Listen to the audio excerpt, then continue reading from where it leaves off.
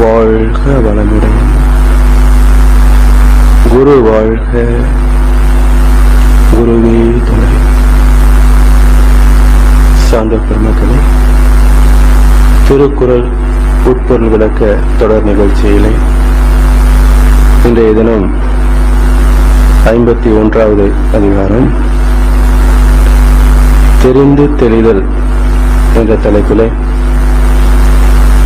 வல்லோ பிறந்தகையுடைய சிந்தனைகளை அருட்தந்தை வேதாத்ரி மகர்ஷி அவருடைய சிந்தனைகளோடு இணைந்து இன்றைய இந்த தலைப்பிலே நாம் சிந்திக்க இருக்கின்றோம். மனிதனுடைய வாழ்க்கையில எண்ணம், சொல், செயல்,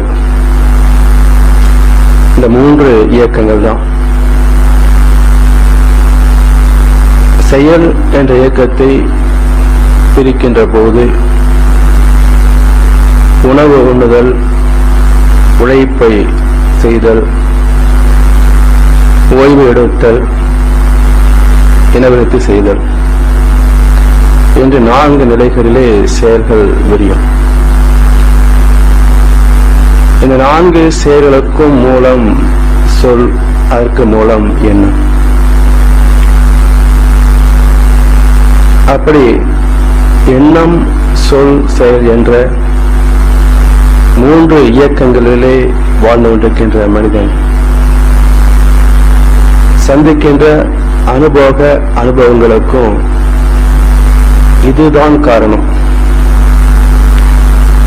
இந்த அறிவு மனிதனுக்கு இல்லாத காரணத்தினால்தான் தான் செய்கின்ற செயலுக்கும் தனக்கும் சம்பந்தம் இல்லை என்ற ஒரு அறியாமையின் காரணமாகத்தான் வாழ்க்கையிலே தனக்கும் துன்பங்களை தேடிக்கொண்டு மற்றவர்களுக்கும் துன்பத்தை கொடுத்துக் கொண்டிருக்கின்றான். அதனால மகான்கள் மனித வாழ்க்கையில துன்பம் இல்லாது வாழக்கூடிய வகை என்று ஆராய்ந்து கண்டு அதை வாழ்க்கை நெறிகளாக போதிக்கின்ற போது அந்த சிந்தனைகளுக்கு நூல் என்று உயர்ந்த ஒரு வார்த்தை கொடுத்தாங்க. அந்த வகையிலே வல்லோ பிறந்தகை கொடுத்த இந்த திருக்குறளிலே இந்த தெரிந்து தெளிதல் என்ற அதிகாரத்தில் வருகிற போது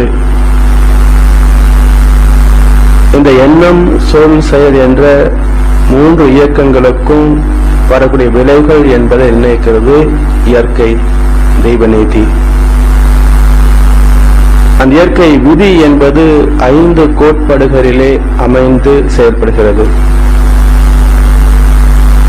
செய்யும் தொழில், வளம், நோக்கம், காலம், இடம் ஒக்கவே சீர் விளைவாய் காந்த வழி திகழும் அருளாற்றலை வையகத்தில் வாழ்வோர்க்கு இன்பம், துன்பம், அமைதியும் வான் உணர்வாம் பேரின்பம் துய்ப்பது உணர்ந்து உய்குவோம் என்று மறுக்கின்றவர்கள் 5 கோட்பாடுகளை மிக அற்புதமாக விளக்கியிருக்கின்றார்கள்.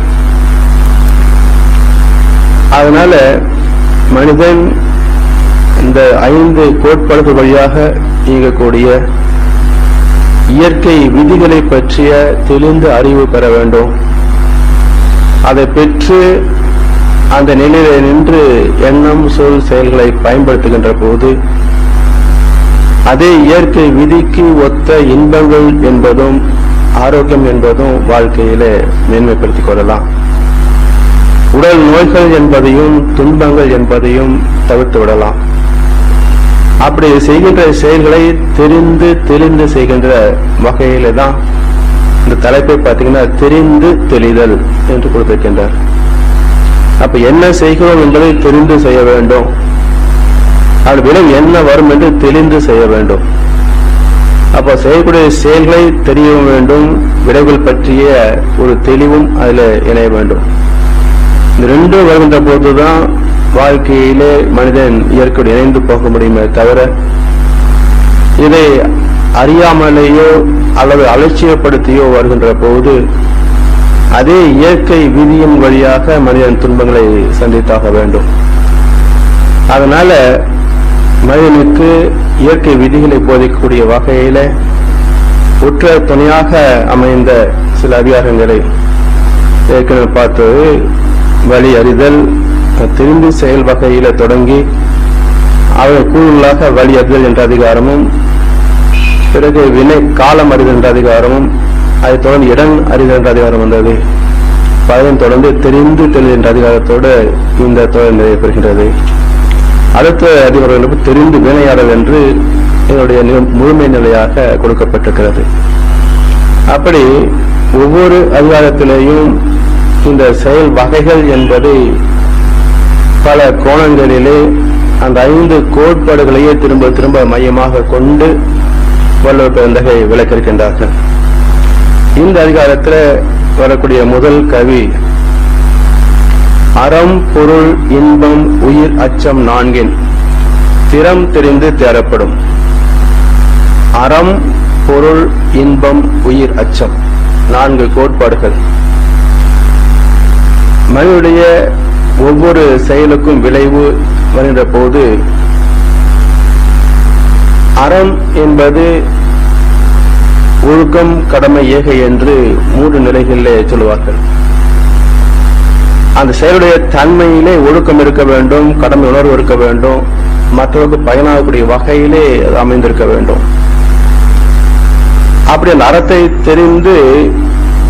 தெரிந்த நிலையிலே பொருளை ஈட்ட வேண்டும். காரணமாக இந்த பொருள் வருகின்ற இடமே பார்த்தீங்கன்னா பொருட்பாலிலே வருகிறது. அப்ப அறத்துப்பாலை தொடர்ந்து வரக்கூடிய பொருட்பாலை அதே கோட்பாடு இங்கு அமைந்திருக்கிறது. அறத்தை தெரிந்து கொண்டு பொருளை ஈட்டுவோம். அந்த ஈட்டிய பொருளை கொண்டு இன்பத்துப்பால் அடுத்து இன்பத்துக்கு போகின்றோம். இந்த அறம் பொருள் இன்பம் என்ற 3மே எதுக்கு தேவைப்படும் பார்த்தீங்கன்னா உயிரை காத்துக் கொள்வதற்காகவும் உயிரை நல்ல முறை பக்குவப்படுத்திக் கொள்வதற்காகவும் தான். அப்ப இந்த 3 நிலைகளிலே காத்துக்கொள்ளவில்லை என்றால் உயிர் நட்டமாகும், நோய்களாக வரும், பிறகு மரணமாக முடிந்துவிடும். அதனால இந்த அறம் பொருள் இன்பம் உயிர் அச்சம் என்ற 4 கோட்பாடுகளை திறம் தெரிந்து தேரப்படும். அதனுடைய முக்கியத்துவத்தை தெரிந்து கொண்டு அதை வாழ்க்கையிலே தவறாக பின்பற்ற வேண்டும் என்று அந்த இயற்கை விதியினுடைய கோட்பாட்டை மையப்படுத்தி இந்த கருத்தை வலியுறுத்தி முதல் கவியிலேயே சொல்லியிருக்கின்றார். 2வது கவியில குடி பிறந்து குற்றத்தை நீங்கி வடுப்பறியும் நான் உடையான் கட்டே தெளிவு. குடி பிறந்து, குடி என்பதே இங்கே இருந்து வாழ்கின்ற வாழ்க்கை முறை. அந்த வாழ்க்கை முறையிலே சந்ததி என்பதும் இயற்கையுடைய நீதி. அப்ப தொடர்ந்து வரக்கூடிய சந்ததிக்கு முன் நிலையில் இருக்கக்கூடிய தாய் தந்தை தாத்தா பாட்டி என்ற அதை பூர்வீகம் என்று சொல்லுவார்கள், குலம் என்று சொல்லுவார்கள். அப்படி அந்த குடி பிறந்து என்பது தொடர்ந்து வரக்கூடிய ஆத்மாவினுடைய வினை பதிவுகள், சஞ்சித கர்மா என்று சொல்லலாம். அப்படி நல்ல குடியிலே பிறந்து குற்றத்தின் நீங்கி, குற்றம் என்ற வார்த்தையை மகர்ஷி மிக அற்புதமாக விளக்குவார்கள். குற்று அம் குற்றம். குற்று என்றால் குறுக்கே பாய்வது என்று பொருள். அம் என்பது பிரணவம், தெய்வ நீதி. அப்ப தெய்வ நீதிக்கு குறுக்கே போகின்ற போது அதுக்குரிய விளைவு துன்பங்கள் வரும். அதனால குற்றத்தின் நீங்கி, அப்படி தெய்வ நீதிக்கு குறுக்கே போகாது அந்த தெய்வ நீதிக்கு இணைந்து போகின்ற போது அது குற்றத்தை நீங்கி என்று பொருள். வடுப்பறியும் என்ற, வடு என்றாலே தழும்பு, அதாவது தீயினால் சுட்ட பொன் ஆறுமே ஆறாது நாவினால் சுட்டவடு என்று சொல்லுவார். அப்போ பல காலத்துக்கு தொடர்ந்து வரக்கூடிய ஒரு அடையாளம், நிஷான்.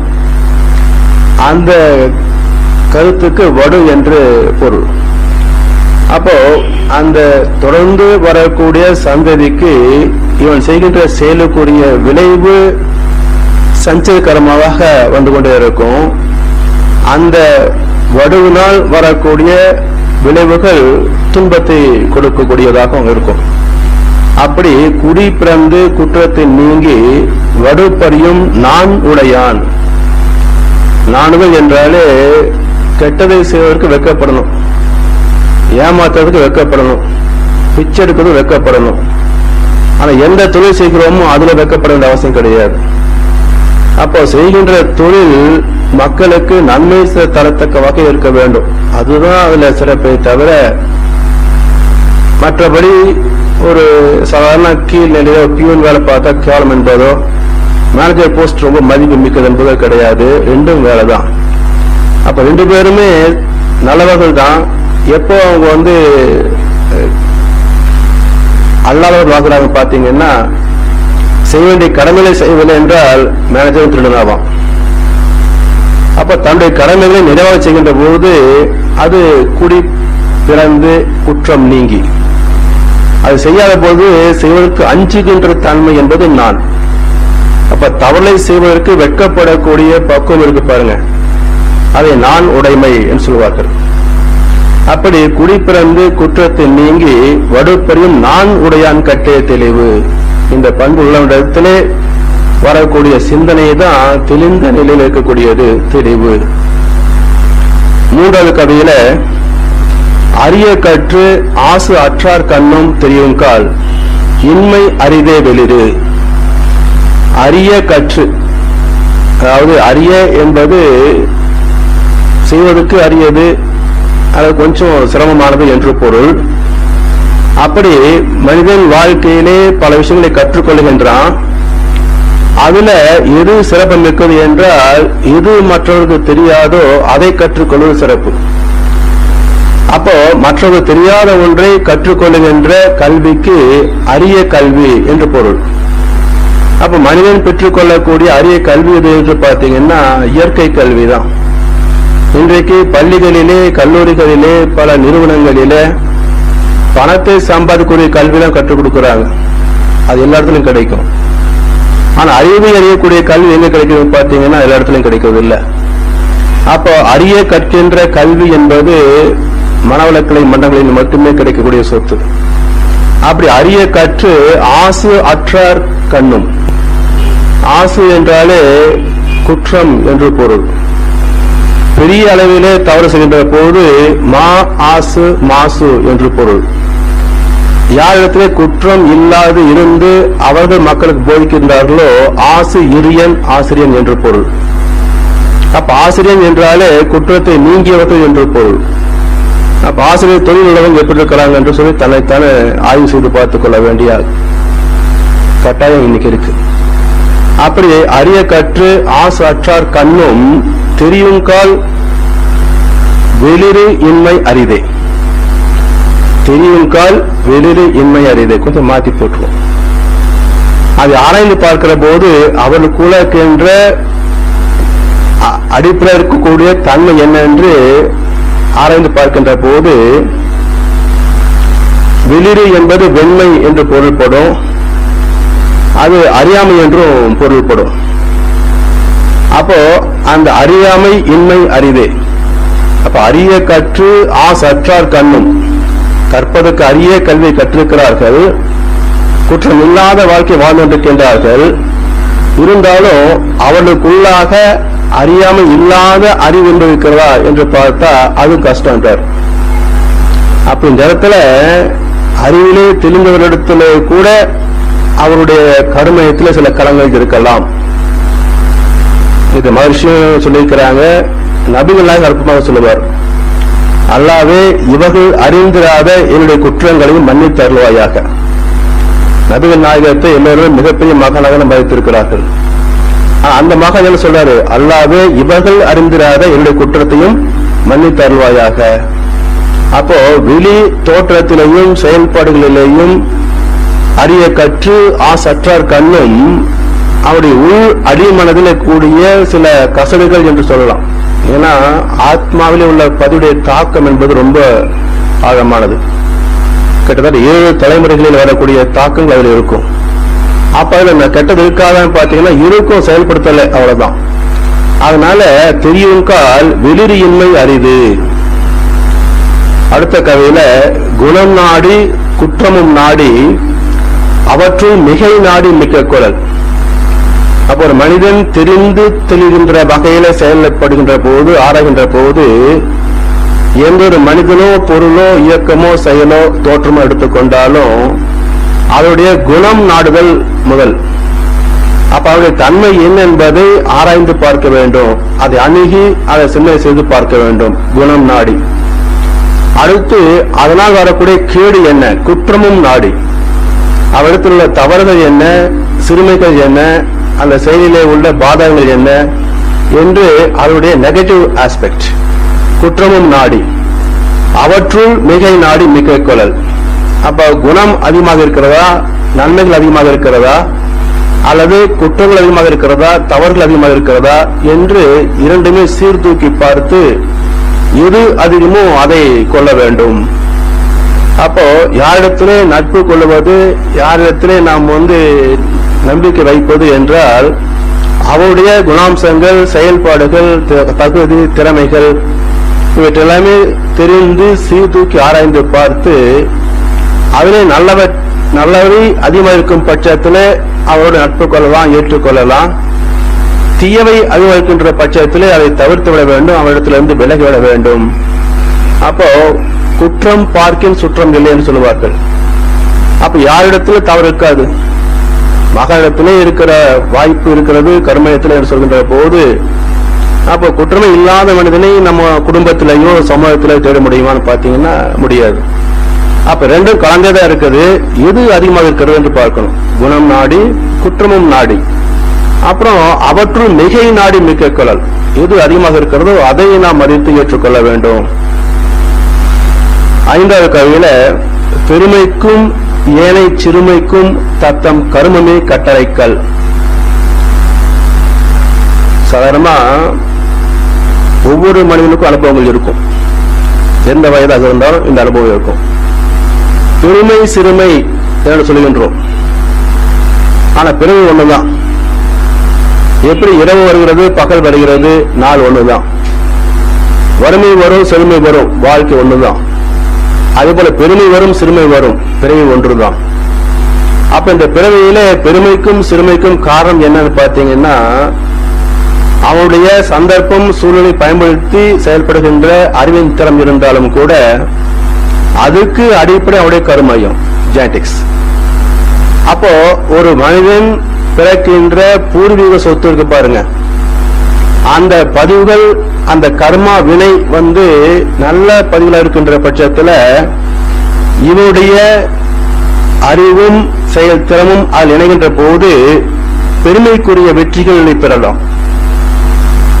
அப்போ எந்த ஒரு வாழ்க்கை நிலையில எடுத்துக்கொண்டாலும் சாதனைகளை நாம சந்திக்கிறோம் என்று சொன்னால் அதற்கு உள்ள பெருமை என்பது இருக்கு. ஆனா அந்த சாதனைகளை செய்வதற்கு உள்ள ஆற்றல் அமைப்பு எங்க இருக்குன்னு பாத்தீங்கன்னா அந்த கர்மயத்திலே உள்ளதுதான் அடிப்படை. உதாரணமா ஒரு செடி முளைக்குது, இல்ல விவசாயத்துக்கு விதை போடுறோம். எந்த விதையை போட்டால் மகசூல் நல்லா கிடைக்கும் பாத்தீங்கன்னா நல்ல வீரியமிக்க விதைகளாக இருந்தால் மகசூல் நல்லா இருக்கும். வீரியமிக்க விதைகள் தான், ஆனா தண்ணியை ஊத்தல, என்ன ஆகும், மகசூல் ஒண்ணும் வராது. அப்போ சரி, ஒரு மோசமான விதையை போட்டு தினமும் கரெக்டா தண்ணி ஊத்திட்டு இருக்கிறோம், என்ன வரும், அப்பவும் கம்மியா தான் வரும். அப்போ அந்த விதையும் நல்லா இருக்கணும், அதுக்குள்ள பராமரிப்பும் நல்லா இருக்கணும், பாதுகாப்பும் நல்லா இருக்கணும். அப்பதான் பலன் முழுமையாக பெற முடியும். அதுபோல மனிதன் வாழ்க்கையிலே பெறுகின்ற பெருமைகளுக்கும் அவருடைய கருமையமே அடிப்படை. அந்த கருமையத்தில் உள்ள பதிவுகளுக்கு தக்க ஊக்கத்தை கொடுத்து செயல்படுத்துகின்ற போது அந்த நல்ல பதிவுகளும் இவனுடைய முயற்சியும் இணைகின்ற போது அந்த வாழ்க்கை ஒரு வெற்றிகரமான வாழ்க்கையாக அமைகிறது. அதே நேர் எதிராக பார்க்கிற போது ஏனை சிறுமைக்கும். அப்ப மனிதன் ஏன் கெட்டவனாக இருக்கிறான்னு பாத்தீங்கன்னா அவனுடைய தாய் தந்தை தாத்தா பாட்டி பண்ணினதெல்லாம் அவனிடத்துல கர்மத்துல நிக்குது. அதுக்கு தகுந்த சூழ்நிலைகளை உருவாக்குகின்ற போது அது தகுந்த விழிப்பு நிலை என்பது அவன் பெறவில்லை என்றால் அந்த தீயவினை பதிவுகளுக்கு ஏற்ற எண்ணம் வெளிப்படுது. அது சொல் செயலா மாறுகின்ற போது அதுக்குரிய விளைவுகள் துன்பத்தை கொடுத்துவிடும். அப்போ வாழ்க்கையில சந்திக்கின்ற பெருமைக்கும் ஏனை சிறுமைக்கும் தத்தம் கருமமே கட்டளைக்கல். இதுக்கு யார் காரணம்னா, உதாரணமா ஸ்கூல் எல்லாம் படிக்கிறோம், +2 10th school first, state first rank வாங்குறோம். பேப்பர்காரங்களும் டிவிக்காரங்களும் வந்து அந்த குழந்தைய போயிட்டு எடுக்கிறாங்க, எப்படி நீ ஃபர்ஸ்ட் ரேங்க் வாங்கின அப்படின்னு. இது வரைக்கும் நாம பேப்பர்ல படிச்ச வரைக்கும், டிவியில கேட்ட வரைக்கும் எல்லாருமே சொல்லக்கூடிய பதில் என்னவாக இருக்கும்? நான் ரொம்ப நல்லா படிப்பேன், எங்க ஸ்கூல் நல்ல கோச்சிங், எங்க மாஸ்டர்லாம் என்ன டவுட் கேட்டாலும் தெளிவா சொல்லிக் கொடுப்பாங்க, சலிக்காம சொல்லிக் கொடுப்பாங்க. எங்க வீட்டில் அப்பா அம்மா கூடவே இருந்து நான் தூங்காம பார்த்து படிக்கிறதெல்லாம் செஞ்சு கொடுப்பாங்க. இந்த வசதி எந்த அப்பா அம்மா செய்யலன்றீங்க? சரி, இன்னொரு ஸ்கூல்ல கோச்சிங் சரியில்லை வச்சுக்கலாம். அந்த ஸ்டேட் ஃபர்ஸ்ட் வாங்க ஸ்கூல்ல 40 குழந்தைகள் ஒரே ஸ்கூல் கிளாஸ்ல படிச்சாங்க, 40 பேர் ஏன் ஸ்டேட் ஃபர்ஸ்ட் வாங்கல? அப்போ இதுவரைக்கும் சொல்ல இருக்கின்ற அத்தனை பேருடைய பதில்களிலேயும் ஒரு அடிப்படையான கோட்பாடு மிஸ்ஸிங். என்ன கோட்பாடு? நான் கொண்டு வந்த கர்மா இருக்குது, அதுதான் பேஸ். அந்த விதை இருக்க, அதுதான் அடிப்படை. தண்ணி ஊற்றணும், உரம் போட்டோம், பாதுகாப்பு கொடுத்தோம், எல்லாம் பர்ஃபெக்ட் தான். ஆனா விதை சரியில்லைன்னு சொன்னா அது முளைச்சிருக்காது. அப்போ தத்தம் கர்மமே கட்டளைக்கல். அவர்கள் கொண்டு வந்த கர்மவினை பதிவுகளே அடிப்படை. அதுதான் இவன் சந்திக்கின்ற வாழ்க்கைக்கு மட்டுமல்ல, இவன் என்னெல்லாம் செய்து கொண்டிருக்கின்றானோ இது கட்டளைக்கல். யாருக்கு? அடுத்த தலைமுறைக்கு. அப்ப இவனுடைய குழந்தைகள் நல்லா இருக்கணும், இவனுடைய பேர குழந்தைகள் நல்லா இருக்கணும், இவனுடைய பரம்பரை நல்லா இருக்கணும் சொன்னா அதுக்கு தகுந்த புண்ணியமான தர்மமான காரியங்களை செய்யவில்லை என்றால் இவனுடைய சந்ததி பாதிக்கப்படும். அப்படி பெருமைக்கும் ஏனை சிறுமைக்கும் தத்தம் கர்மமே கட்டளைக்கல். 6வது கவியில அற்றாரை தேறுதல் ஓம்புக, மற்றவர் பற்றுயிலார் நானார் பழி. மிக அற்புதமான ஒரு கவி. ஆனா இதுக்கு இதுவரைக்கும் சொல்லப்பட்ட கருத்து சரியான கருத்து அல்ல. இதுல கூட என்ன சொல்றாங்கன்னு பாத்தீங்கன்னா,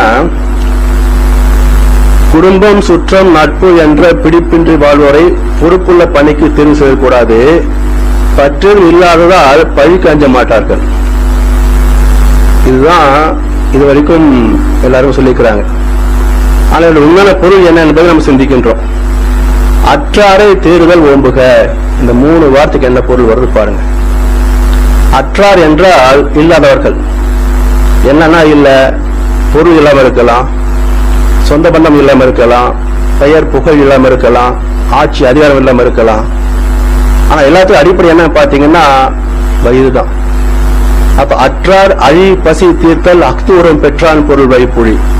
இன்னொரு இடத்துல வள்ளுவர் சொல்லுவார். அப்ப அற்றார் என்றால் ஏழ்மையிலே வறுமையிலே உள்ளவர்கள், ஒன்று பொருள் வறுமை அல்லது அறிவு வறுமை. அப்போ அந்த அற்றாரை தேறுதல் என்றால் ஏற்றுக்கொள்வது என்று பொருள். அடுத்து ஓம்புக என்றால் அதை பாதுகாப்பது என்று பொருள். அப்போ வறுமையிலே உள்ளவர்கள், அறிவு வறுமையாக இருந்தாலும் சரி, பொருள் வறுமையாக இருந்தாலும் சரி, அப்படி அற்றாரை தேறுதல் ஏற்றுக்கொள்ள வேண்டும், ஏற்று பாதுகாக்க வேண்டும். ஏன்னா மற்ற அவர் பற்று இல்லார் நானார் பழி. ஏன்னா அவர்கள் பற்று இல்லை, சொந்த பந்தம் இல்லாம இருக்கலாம், அறிவு இல்லாம இருக்குது. அந்த இது இல்லாதனால நானார் பழி, எந்த செயலை செய்தாலும் அவங்க பயப்பட மாட்டாங்க. அப்ப என்ன பொருள் வரும் பாருங்க. தனி ஒரு மனிதனுக்கு உணவு இல்லையெனில் ஜகத்தினை அழித்திடுவோம். பாரதியுடைய கவி இந்த இடத்துக்கு கொண்டு வாங்க. தனி ஒரு மனிதனுக்கு உணவு இல்லையெனில் ஜகத்தினை அழித்திடுவோம். ஒரு மாசம் சாப்பிட என்ன கெட்டு போச்சு, ஏன் உலகத்தை அழிப்பான? அப்போ தனி மனிதனுக்கு உள்ள வாழ்க்கை தேவைகள் நிறைவு செய்யவில்லை என்றால் தன்னை பற்றி அக்கறை எடுத்துக் கொள்ளாத சமுதாயத்தின் மீது அவனுக்கு அக்கறை வராது.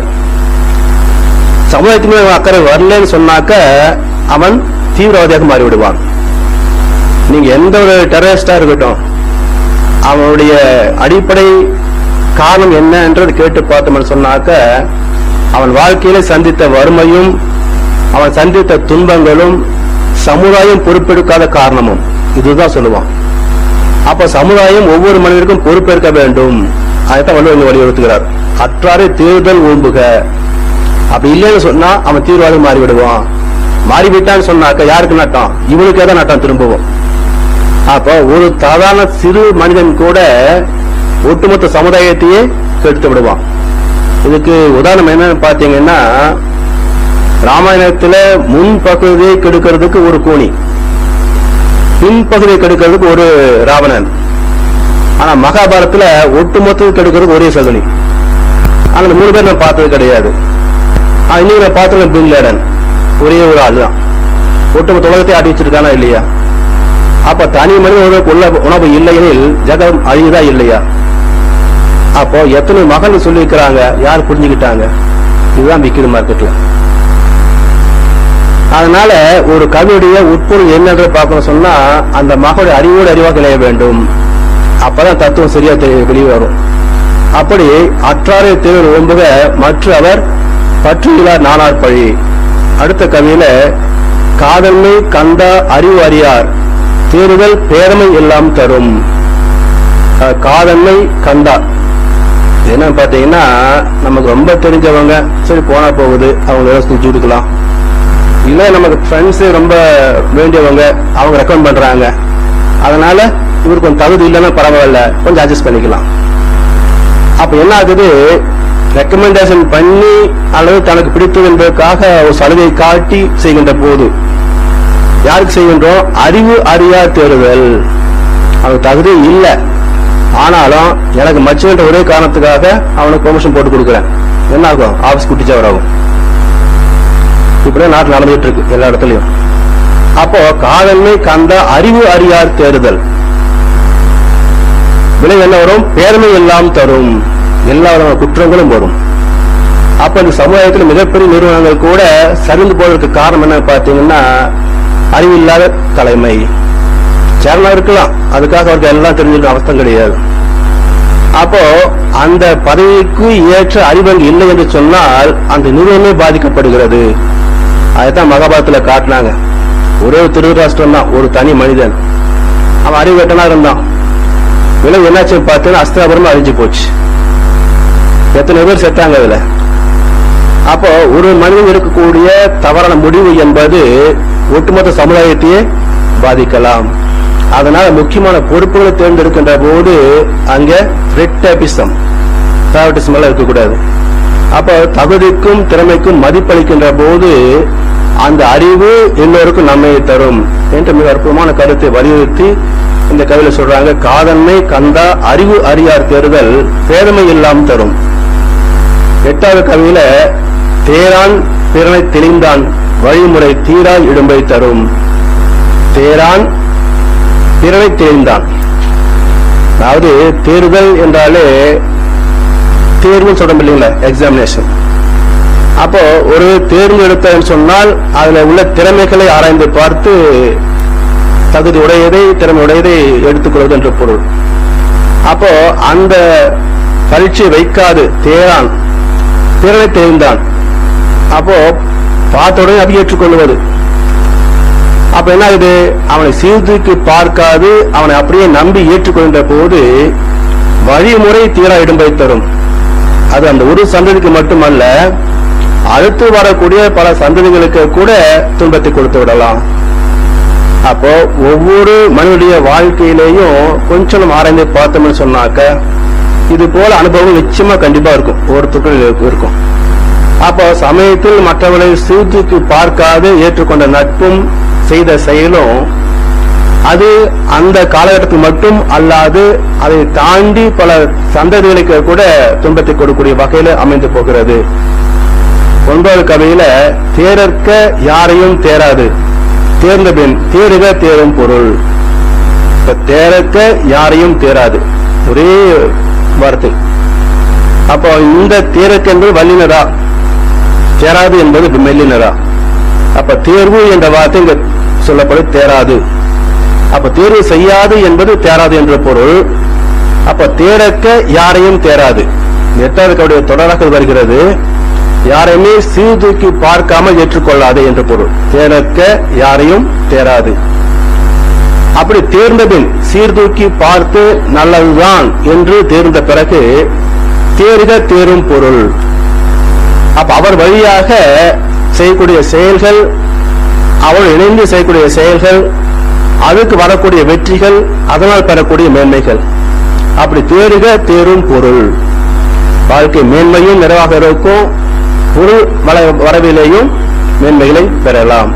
அப்போ பொருளாதாரத்திலேயும் ஆத்ம ரீதியாகவும் மேன்மையை சந்திப்பதற்கு யாருடன் நாம் இணைய வேண்டுமோ, நட்பு கொள்ள வேண்டுமோ, அவனை தேர்ந்து எடுத்த பிறகு அவனை ஏற்றுக்கொள்ள வேண்டும். 10வது கதையில அவருடைய விளைவு என்னன்னு சொல்றார். தேரான் தெளிவும் தெளிந்தார்கள் ஐயுறவும் தீரா இடம்பை தரும். அப்போ தேரான் தெளிவும், அதாவது தேர்வு இல்லாது தேர்வு செய்யாது அவனை நம்பி ஏற்றுக்கொள்ளுகிற தெளிவும், தெளிந்தார்கன் ஐயுறலும். இன்னொரு பக்கத்துல தேர்வு பெற்றாச்சு, அது தகுதி திறமையெல்லாம் இருக்குன்னு தேர்ந்து ஆராய்ந்து எடுத்தாச்சு, எடுத்த பிறகு ஒரு தப்பா இருப்பானோ, ஒரு தப்பா போகுமோ அப்படின்னு சந்தேகப்படுறது. அப்போ ஒன்றை தேர்வு செய்யாது ஏற்றுக்கொண்டு நம்புவதும், தெரிவு செய்து ஏற்றுக்கொண்டதை சந்தேகப்படுவதும் தீரா இடம்பை தரும். அப்ப வாழ்க்கையில இது போல பாத்தீங்கன்னா ஒவ்வொரு மனிதனுக்குள்ளும் இந்த சிரமம் இருக்கும். ஏன்னா ஒரு கட்டத்திலே நம்முடைய அறிவு எப்படி நிக்குது நமக்கு ஸ்டாண்டர்ட் கிடையாது, ஒரு நிலைத்தன்மை கிடையாது. அப்ப என்ன ஆகுது, ஒரு மனோபாவத்திலே நல்லது என்று தோன்றுகின்ற ஒன்று இன்னொரு மனோபாவத்தில் கெட்டதா தெரியுது. அப்ப என்ன ஆகுது, நல்லதை என்று ஏற்றுக்கொண்ட போது அதில் உள்ள குற்றங்கள் தெரியல, இப்போ கெட்டது என்று தெரிந்த பிறகு நன்மைகள் தெரிய மாட்டேங்குது. அப்ப குற்றங்கள் தெரியாத போது குற்றத்துடைய துன்பம் வருமா வராதா? வருது. இப்போ குற்றத்தை மட்டும் பார்க்கிறோம், அதுல நன்மைக்கு உள்ளதும் இருக்குது, குற்றத்துக்குள்ள துன்பமும் இருக்குது. அப்போ அந்த நன்மைக்குள்ள இன்பத்தை சந்திப்பதற்கு அங்க சந்தேகம் வந்ததுனால போச்சு. அப்போ தேரான் தெளிவும் தெளிந்தார்கன் ஐயுறவும் வாழ்க்கை முழு துன்பம் தான். அதனால மனிதன் வாழ்க்கையிலே பொருள் தொடர்பு, மக்கள் தொடர்பு என்றுதான் வாழ்ந்து ஆக வேண்டும். தனி மனிதனாக வாழ முடியாது. பறவைகள் கூட, விலங்குகள் கூட கூடித்தான் வாழுது. அப்ப தனி மனிதன் எத்தனையோ தேவைகள் உள்ளவன் எப்படி தனியாக இருக்க முடியும்? அப்ப ஒவ்வொரு தனி மனிதனும் குடும்பத்தோட சமுதாயத்தோடு இணைந்துதான் வாழ்ந்தாக வேண்டும். அப்ப அந்த பொருள் தொடர்பு, மக்கள் தொடர்பு என்பது இன்றியமையாததாக அமைந்திருக்கிறது. அது தொடர்பு கொள்கின்ற போது அதை பற்றிய தெளிந்த ஒரு அறிவு இல்லைன்னா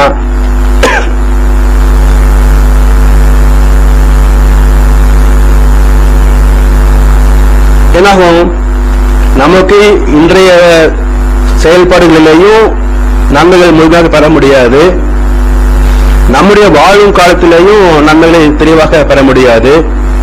இந்த செயல்கள் எல்லாம் நம்முடைய ஜெனடிக்ஸ் ஆன்மாவில் பதிந்து விடுவதனால அந்த பதிவுகள் அடுத்து வரக்கூடிய நம்முடைய சந்ததிக்கும் போகும். அப்ப அந்த சந்ததிகளுக்கும் அந்த பதிவு வெளிப்படுகின்ற போது, அதுக்கு தகுந்த சூழ்நிலை அமைகின்ற போது இதே துன்பத்துக்குரிய சூழ்நிலை அங்க வந்துடும், இதே துன்பத்துக்குரிய செயலும் விளைவும் அங்கேயும் வந்துடும். அப்போ இயற்கையுடைய நீதிப்படி மனிதனுடைய ஒவ்வொரு எண்ணம் சொல் செயலுக்கும் 140 ஆண்டுகள் அதுக்கு வலு உண்டு. நாம வாழ்வதை வெறும் 60-70 வருஷம். அதனால மனித வாழ்க்கையிலே சந்திக்கின்ற ஒவ்வொரு வெற்றி தோல்விக்கும் இன்ப துன்பத்திற்கும் காரணம் அவரவர் செயல்களே. அப்ப அதை தெரிந்து செய்யக்கூடிய பக்குவத்தை மனிதன் பெறவில்லை என்றால் தனி மனிதர்களை தொடங்கி உலகம் வரைக்கும் துன்பத்தை நீக்க முடியாது.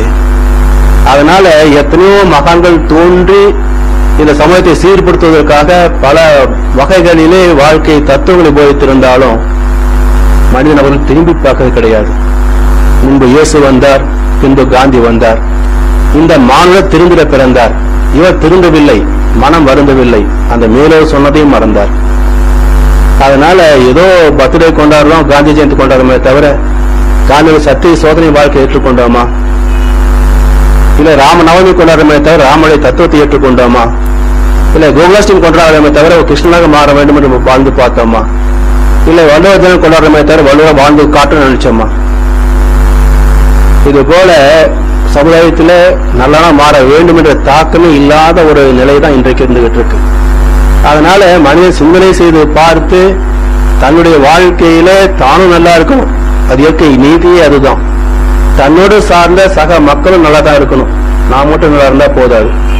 அப்ப தானும் சமுதாயமும் உலகமே எல்லோரும் எல்லா வகையிலேயும் இன்பமாக வாழ வேண்டும் என்று சொன்னால் அதுக்குரிய வகையிலே ஒவ்வொரு மனிதனும் பொறுப்பேற்க வேண்டும். அப்போ ஒவ்வொரு மனிதனுடைய எண்ணம், சொல், செயல் அனைத்துமே அவனையும் பாதிக்கின்றது, சமுதாயத்தையும் பாதிக்கின்றது. அதனால்தான் அந்த எண்ணி துணிக கர்மம், எண்ணம், சொல், செயல் என்ற 3 இயக்கத்தினாலையும் தனக்கோ பிறருக்கோ தற்காலத்திலேயோ பிற்காலத்திலேயோ உடலுக்கோ மனதுக்கோ நன்மையே தரத்தக்க வகையில செயல் செய்தால் அதுதான் தர்மம், அதுதான் நேர்மை, அதுதான் வாய்மை. அந்த வாய்மை தான் வெல்லுமே தவிர வாய் வெல்றது இல்லை.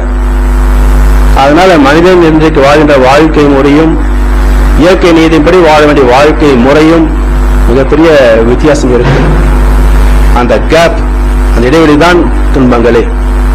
அதனால இயற்கை நீதிப்படி வாழ வேண்டிய வாழ்க்கை நெறிகளை கற்றுக்கொண்டு விட்டோம் என்று சொன்னால் ஒவ்வொரு ஜீவனுடைய ஒவ்வொரு மனிதனுடைய வாழ்க்கையும் முழுக்க முழுக்க ஆனந்தமே. அந்த நிறைவை, இன்பத்தை எல்லோரும் பெற வேண்டும் என்பதற்காகத்தான் பல மகான்கள் தோன்றி இந்த வாழ்க்கை தத்துவம் கொடுத்திருக்கின்றார்கள். அந்த வகையிலே மகிழ்ச்சி அவர்கள் கொடுக்கக்கூடிய வாழ்க்கை தத்துவம் பார்த்தீங்கன்னா மிக மிக எளிமையான, தெளிவான, அறிவுபூர்வமான, விஞ்ஞானபூர்வமான உண்மைகள். இந்த தத்துவத்தையும் இந்த பயிற்சி முறைகளும் ஏற்றுக்கொண்டு நாம் பின்பற்றுகின்ற போது ஒவ்வொரு மனிதனும் ஒரு மகனாக மாறலாம். அந்த வாழ்க்கையை நிறைவாக முழுமையாக தூக்கலாம். அதுதான் மனிதன் வந்ததுக்கு அர்த்தம் இருக்கு. அந்த வகையிலே இந்த கருத்துக்களை நாம் மீண்டும் சிந்தித்து தெளிந்து அந்த தெரிந்த வகையிலே எண்ணம், சொல், செயலை பயன்படுத்துகின்ற போது இனி வரக்கூடிய வருங்காலம் என்பது இன்பமாக அமையும். அந்த வகையிலே ஒவ்வொரு மனிதன் பெற வேண்டும் என்ற எண்ணவோடு இந்த சிந்தனை நிறைவு செய்கின்றோம். வாழ்க வளமுடன், வாழ்க வளமுடன், வாழ்க வையகம்.